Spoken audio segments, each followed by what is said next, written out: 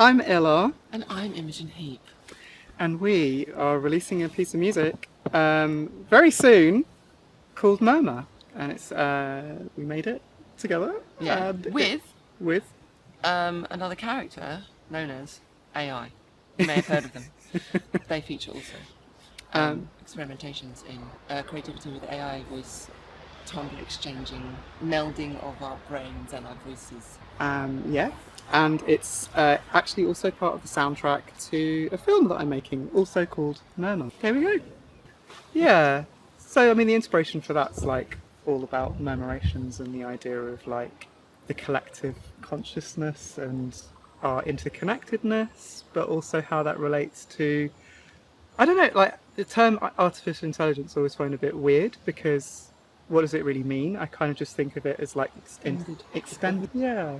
And like, so yeah, and I suppose the start point was kind of me asking you whether we could make some weird sounds by transferring your timbre onto mine and mine onto yours with the help of Portrait XO. Yeah, all these sort of weird sounds came out, but like it's not generative AI, it's kind of using it almost as like a sound design tool in a way. But then what came out of it was kind of actually guided the composition because the sounds themselves helped dictate like the direction of them. So I turned up at your house and played you. Wait a minute, so I'm unclear. So initially the material that you brought, were there no generative compositional parts to that then? Not really, no. I did some improvisations and mapped your timbre onto mine and vocal improvisations. And then I had like these cycles of bits of me and bits of you from the stems that you let me sort of access from your everything that you've ever done. Well, I was allowed to, that I have permission to share, Yes. because it wasn't to do with zoning or anything else. Yes. That's like And that's a really important point because everything with the AI stuff, doing it ethically. Ethically trained. Yes, ethically trained. So, yeah. And so there was like this kind of mixture of stuff, and then I kind of ran it through some granular things to kind of chop it up into little grains. And I think I probably also like conformed it all into the same key. And then these like really interesting patterns came out with these really interesting timbres that were sort of like airy and strange and sort of like you and sort of like me. I mean, I sang kind of along to your records like from the beginning. Yeah. I kind of do have a little bit of you in my voice anyway. So it kind of it's really interesting to hear. But I wondered what it was like for you and like whether it changed how you hear yourself, like, and just generally with the whole process of working with AI and Imogen and everything else that you're doing. Yeah, I mean, it's so early days. I'm really enjoying kind of discovering what things can do with everyone else. Creating that kind of mashup of us was really fun, and I really enjoyed playing with the sounds and seeing where they led. Almost like there was a third collaborator there. Well, there is a third collaborator there, and kind of being guided by them into wherever felt good, and not really questioning it too much. Like felt like a conversation. Yeah. What should we call this hybrid of us? Yeah, I don't know. Is that Murmur? No. What is it? This in between. Who are we going to call ourselves? Yeah. But it kind of makes me think of this quantum stuff. If it's almost like it's Imogen, yeah. Like it's a superposition of ILÀ. Yeah. But I think that's what fascinates me about it. These sort of transitory, in between spaces between people. Yeah. And like, I think one thing that comes up a lot of the time when you talk to people about AI, they worry about like, the classic things about replacement, but also around it being sort of soulless somehow. But the thing I found with it is that there is so much emotion in there because it's come from us anyway at some point. And like, there's a distance you have then when you're hearing it and hearing those things that can just take you, like you said, in so many different directions. It feels like a playful child. That's what it felt like. Yeah. Because there's all these kind of sounds that we couldn't do with our voices that came from our voices. Yeah. And there's like glitch in the system, like something's trying to be birthed and trying to figure out their voice. Yeah. And I really find these kind of early days of, because eventually we won't be able to tell. We won't be able to tell the difference. We'll have to have some kind of code. Sorry, my grass is itching. Have some kind of code for us to humanly understand what is AI, maybe, and what is human. Like, what is GM foods, what is not. Yeah. Like, how do we know what's inside the packaging of whatever we might be reading or watching or listening to, or do we care? Do we care? So yeah, I loved the freedom of it, the kind of almost frivolity of it. Just it felt playful and kind of light-hearted, because we are in the beginning of this. Well, for me it did. Maybe for you it's like this heavy, harsh, like. No. But to me it seems like we don't really know what we're doing, and we're like searching around a bit in the dark and just kind of finding things to hang on to and lights to kind of go towards, where feels good. And there isn't really a set way to play the game yet. No. And we are developing it as we go by playing and interacting. So yeah, I really love it. Like, I feel kind of at the moment in this transitional phase too for myself, where I am fed up to the teeth with staring at a computer screen. I've done it since I was 12. Just like making music on a computer, and not always. Obviously, I play piano and I do lots of things, but increasingly, the older I've got, the more into the screen I've become, the more software I go into, the more detail, the more perfected I make things, the less I live my life, the less I exercise, the less the more I stay up for like 12 hours in the flow, which is like good in some ways, but also there is way more to life. Like, I don't want to be on my deathbed and be like, wish I'd spent more time sitting in front of my computer. It's very unlikely. I'd be like, wish I'd spent less. So this is so when you came to the house then, and we like literally took what you'd created and what you had from portrait and kind of chucked it into Ableton, and just kind of hadn't heard anything before and just naturally instinctively went places with it. It just started to make itself. And it was really fun. In a way, like, one thing that I found early on with AI stuff is choice paralysis. And it sort of relates a little bit to what you were saying about like being very in the computer sometimes. Sometimes it can actually, do you know what I mean? Where you're in the midst of a track and you're like, do I do this or do I do that? Do I do this? And it's just like these series of decisions there are so many ways you could go. And then I think being able to be in the moment, in a state of flow, and just from what we had, we could have made probably like 20, 30, 100,000 songs that would have all been completely different. And we did what we did, and it kind of went where it went, and it's kind of like that as a creative expression is enough, and it's sort of like it's a meeting. It's like we were there, the atoms that were in the room, the time of day, what was going on, when Scout was going to have to get picked up from school, all these things, whether we'd eaten lunch, all that stuff, it's like affects the way you feel. And just kind of sitting, convening for that time, having not seen you for a while. And just kind of being in the presence, letting this thing emerge and not questioning it. Because I am pretty tired of the old format situation of songs. We've got so, like, I don't know, enslaved to it. There's this like verse, chorus, maybe a little bit, chorus.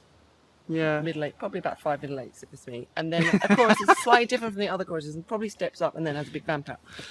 And it's just like, I'm like experimenting with different ways now, and that's what I like about this track, that it's like it has a kind of a meandering path of itself. And I think softness.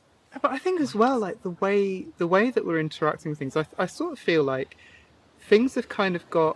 music's kind of got shorter and longer at the same time in a weird way. Like, you've got, like, in the digital world that we're in, like there are like these tiny little dots of music, like little haptics and little sounds, like, and mnemonics and all that kind of stuff. And then we've got this like huge expansion of it in soundtrack and across narrative arcs that go on remixes, immersive stuff as well. And like, I kind of think, why then are we still stuck in this format of like, when we sit down to make a song, it's like almost like enculturated into industry venue. That's true. We're locked into it.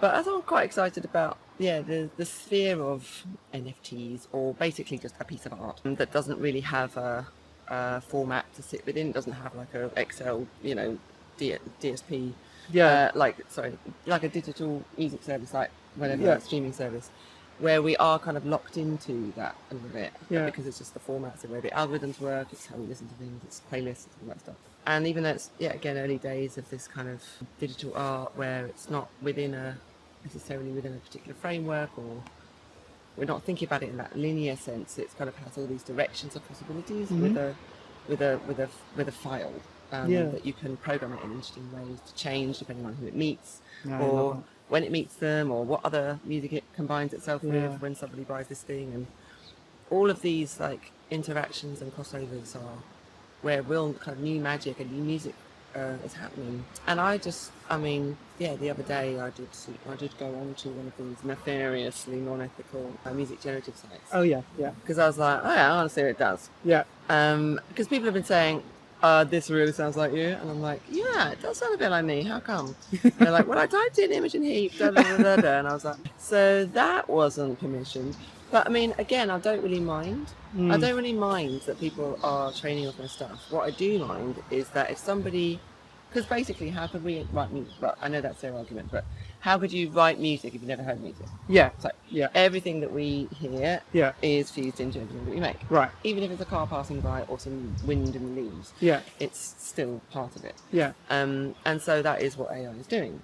The tricky bit is when you do something specifically prompted by my name or a song that I've written specifically to generate something. You are specifically using the way that I've like harnessed life into a piece of music. You're using that work in your work. Yeah. And that, in terms of like, I feel like there needs to be something there. Yeah. I don't mind. I know that it's, everything we do, all of the stuff that, ChatGPT, everything is all learned off something. Yeah. Yeah. It's not just music. It's just that we're protective about music, but it's happening to authors, it's happening to everything. Film, the whole works, yeah. And it's not a bad thing. It's just like, let's get it right where credit's due. Yeah. Well, it's kind of like being willing to have the conversations and being willing to sort of engage. I think the main thing for me is like the industry engaging with us as artists and having those conversations with us, and also feeling out bypassing the industry. Right. Yeah. Yes. Just helping them do things they don't do. Yeah. Some people don't do very well. Or kind of like dragging them into the future present. Thinking about the order of events and who might be better to be paid first. Yeah. I mean, like this. Like I know when I did that project with Holly in the end. Holly wow! Yeah. Okay. Did do it in Holly the end. Plus. Yeah. Is Holly Plus on Murmur? No, no. But it was, you sent it to me. We don't need to have this in here, but it doesn't matter. No, why not? Keep it I love Holly. But in that project, they were talking about data trusts and about, okay, well, actually, like, how do people feel about their voice being used to train this choir model that we were making, and how would you want to be involved? How would it work? And sometimes it is a bit complicated and a bit tricky, but it just needs that. You need all of those sorts of examples and cases to be able to build. It needs to be nuanced. It needs to be granular. Some people might be like I'm happy for people to. I am like trialing all kinds of different Imogen AI Mogen voices with different companies and doing one of my own, and now perfecting another one with someone else. And I love the idea that, and already some people are using that voice. Like Lucy, our friend, is going to be releasing a track soon with Mogen's voice as a duet. Oh, cool. And I'm excited. Because it feels like it's a song that I would never have written. I couldn't actually sing that thing that she's made me sing. But yet it's me, and it feels really nice to be a part of something. But then there are some things you'd be like, no, I don't want to be a part of that political thing over there. Or I don't want to be part of that hate speech thing here. And so it's, how do you define the usages, and where do you do that, and what are the terminologies, and how does it get spread across all of the different, soon-to-be services? But you need to have a voice home. You need to have like an oracle of your voice that is connected to, and the centre point for all of the things that are looking. So it gives the permission. It tells the language. It tells what words you're not allowed to use within it. And these systems have to be built around our standards. We can't be like crowbarred into something else, because an AI is not just for Christmas, is it? No, exactly. Well, Yeah. It's a very important time to Yeah. like, imagine these scenarios and think about these standards and how we might want to be Yeah. having people interface with us. Yeah. With our, And I guess also like the things that come to mind are like, one of the things I think about a lot is the idea of like saturation. So say for example, I released like, I don't know, 1,000 songs with your AI voice, and it sounds a lot like actual you. Yeah. And then you come to want to release a track, and you're like, I don't know. I It's mean, like, that would just boost. It'd Yeah, be like, yeah. oh, this is the actual voice of the actual person Listen, releasing yeah, an actual piece of yeah, music. yeah. And I think it's going to be the opposite. If people fall in love with the music, or fall in love with the music or the voice, Yeah. and then there's a chance to see that voice in the flesh, Yes. it's yes. going to raise the Yeah, excitement that's of true. it. It's like, Yeah. oh, it's been so widespread, you know, if I hear this voice everywhere, but now you get to actually experience it in the physical space. Yeah. Like, Do you know what else just came to my mind when you were saying about in that particular example, and in the track we made as well, like things that we couldn't sing ourselves? Yeah. It actually made me think of something else, which was this idea of like almost AI being a sparring partner. And Reaps One, who is also not on our track but on a different track, talks about that a lot in his work. Like this idea that actually sometimes it can kind of give you something and go, and you're like, I wonder if I could do that, and you sort of think you totally.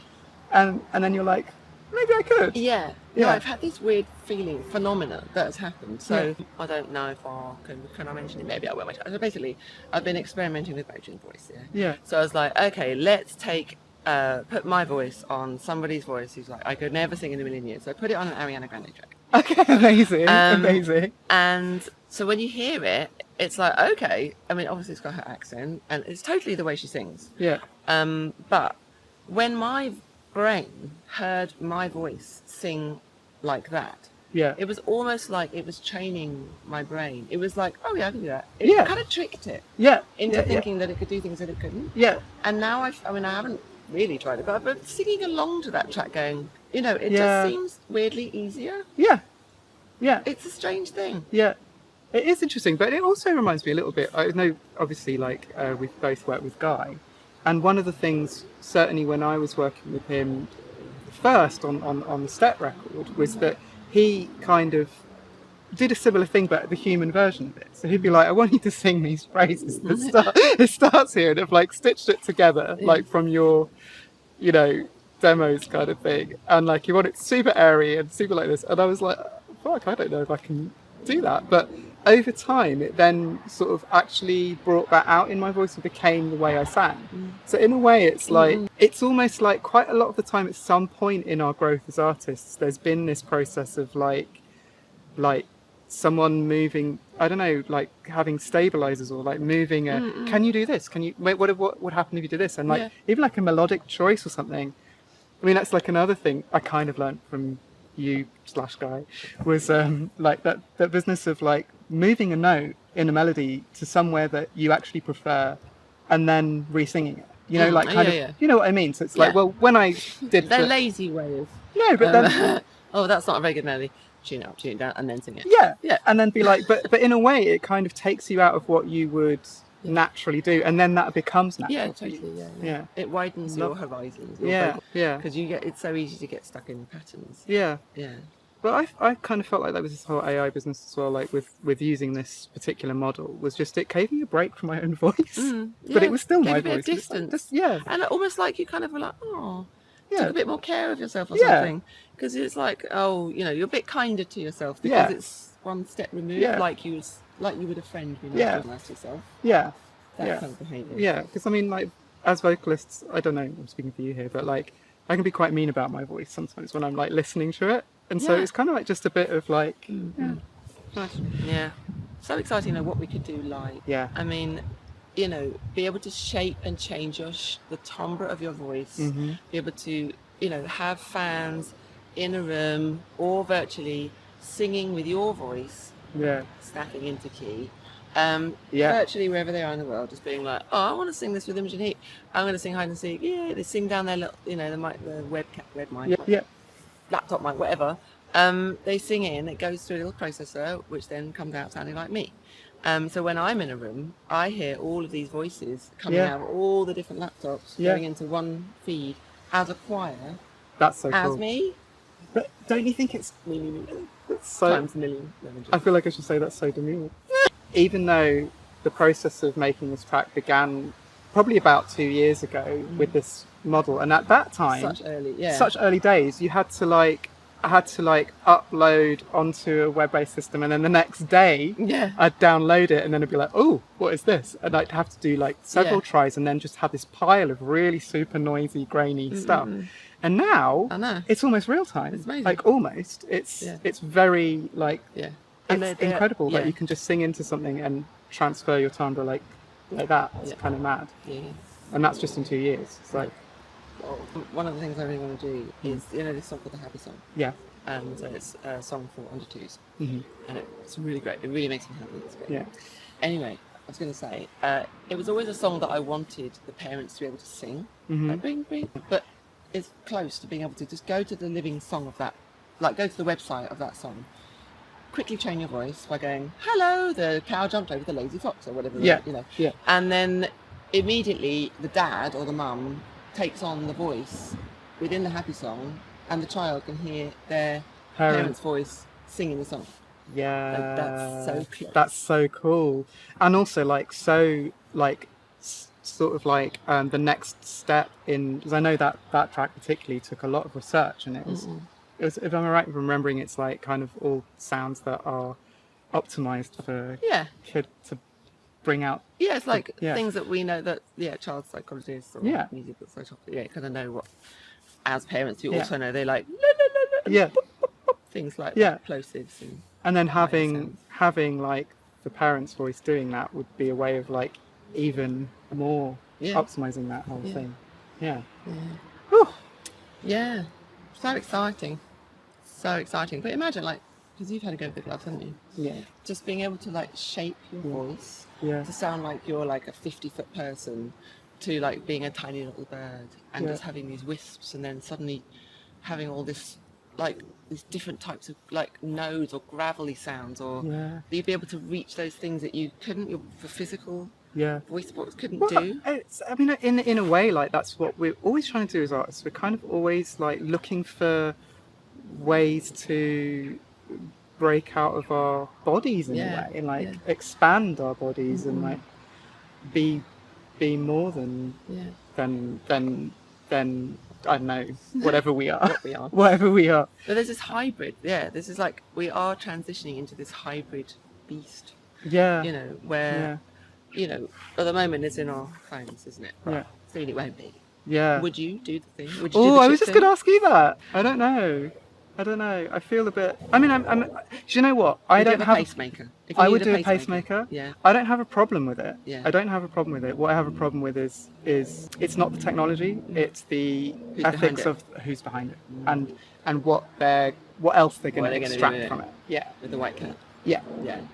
That's what I'm concerned about. So it's not the technology itself, but to be honest, it never is. Like I always think that, you know, when people say like, isn't this a concern? I'm like, well, if you look at the world around us, the things that are a concern are the people. Yeah. And our sort of extractive practices. It's not a right. You know, but if you use it in a certain way, not so good. So that's the thing with it. I don't feel concerned about it in and of itself. It's just And the thing concerns me, because yes, there is the nefarious characters that obviously will utilise things for their benefit and not everyone else's, but there are the accidents. Yeah. And if you have a thing inside you, what are the accidents that could happen that we couldn't imagine right now? No, yeah. You know, like the other day there was a tiny, like in the Microsoft, you know, and half the planes couldn't leave because the computers were down or whatever. But imagine that, but like on a different level, quantum kind of like computing level across everyone's brains. Yeah. So there are worries. There are concerns. Hello, I'm ILÀ. I'm Imogen Heap. And we have a new song called Murmur, which is out very soon. Very excited about it. It is a version of myself that I've never explored up until this point, which is a merging of two voices, ILÄ's voice, my timbre, vice versa. And it's led to this piece of music that I'm really proud of. Yeah, it's very nice. It's very playful and feels quite, it feels very free. Go get it.